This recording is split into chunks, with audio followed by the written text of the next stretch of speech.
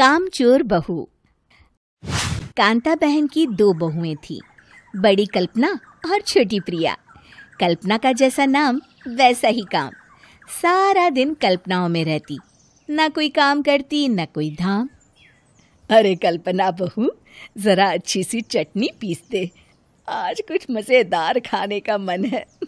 पेट में जलन हो जाएगी माँ जी बुढ़ापे में, और वैसे भी मेरा काम करने का वक्त शाम का है, अब प्रिया को ही बोल दो। इतना कहकर कल्पना वहां से चली जाती है। कांता कल्पना के ऐसे रवैये से काफी परेशान रहती हैं। मैं बना देती हूँ माँ चटनी, ऐसा बोलकर प्रिया माँ को चटनी बनाकर प्लेट में खाने को देती है कि तभी वहां कल्पना आ जाती है। अरे वाह चटनी, जरा चक्कर तो देखूं, बड़े दिन हो गए। अरे नहीं बहू, तू तो रहने ही दे चटनी खाना, पेट में जलन हो जाएगी।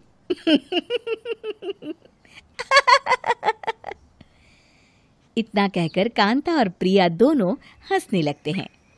कल्पना सारा दिन या तो मोबाइल में यूट्यूब देखती या फिर सोती रहती।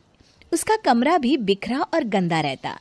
एक दिन कल्पना का पति अशोक उससे कहता है, अरे कल्पना, जानवर भी उस जगह को साफ कर लेता है जहां वो बैठता है, तुम तो इंसान हो, कैसे इतने गंदे कमरे में रह लेती हो? देखो सारा सामान यहाँ वहां बिखरा पड़ा है।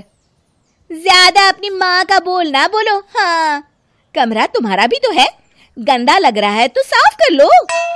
पता नहीं तुम्हारे साथ मैं कैसे जिंदगी बिताऊंगा। इतना कहकर अशोक वहां से चला जाता है।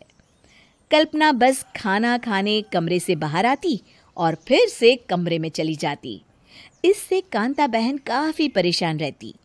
एक दिन प्रिया कांता से कहती है, माँ, मैं सारा दिन काम करके थक जाती हूँ, आप कल्पना दीदी से कहिए ना कि सुबह और शाम का काम बांट ले, मैं तो अब सिर्फ एक वक्त का ही काम करूँगी। हाँ।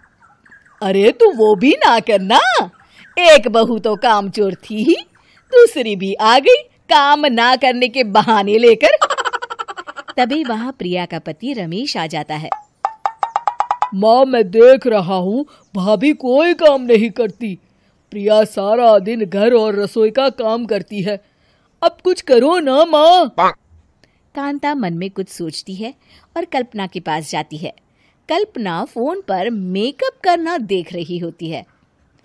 कल्पना, तुम सारा दिन बस मोबाइल देखती हो, घर का कोई काम भी कर लिया करो।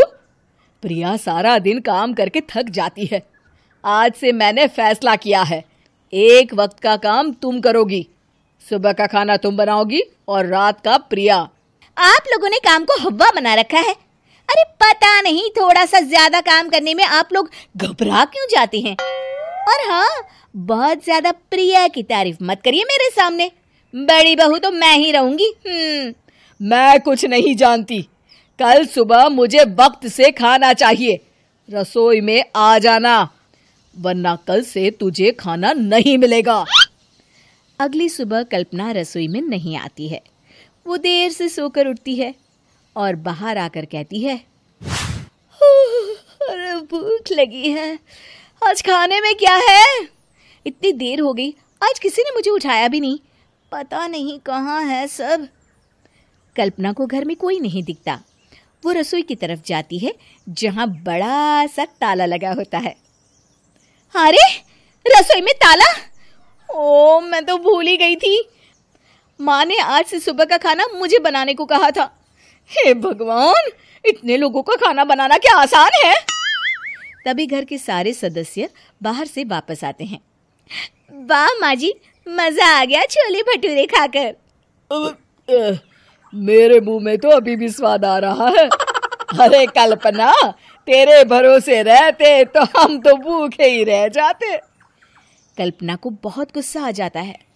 अब बहुत हो गया, आज से मैं अपनी रसोई अलग कर रही हूँ, मैं अपना खाना खुद बना लिया करूंगी। कल्पना अपनी रसोई अलग कर लेती है, पर आए दिन उसका देर से उठना और काम न करने की आदत से वो भूखी ही रह जाती थी। उसी के सामने घर के लोग अच्छे अच्छे पकवान खाते और कामचोर कल्पना को जैसे तैसे ही खाना बनाकर खाना पड़ता। पर एक दिन तो हद ही हो गई। माँ, दीदी आज सुबह से कमरे से बाहर नहीं निकली, हमें जाकर देखना चाहिए। सो रही होगी कामचोर कहीं की, पर तुम कहती हो तो चलो देख लेते हैं उसे। कल्पना कमरे में पेट पकड़कर बैठी होती है। हाय मेरा दर्द, पेट दर्द के मारे मर रही हूं मैं।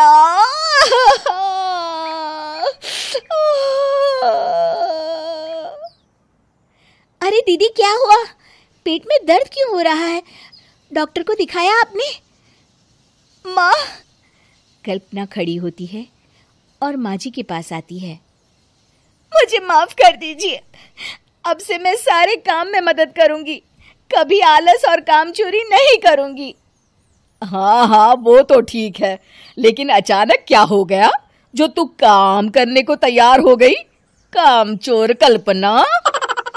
माँ, लगातार बासी और उल्टा पुल्टा खाना खाने के कारण मेरे पेट में इन्फेक्शन हो गया है। काम न करना पड़े इसलिए मैं 2 दिन का खाना एक दिन ही बना लेती थी। बासी और खराब खाना खाने के कारण लेने के देने पड़ गए। पेट में दर्द हो रहा है। चलो अच्छा हुआ, देर आए दुरुस्त आए।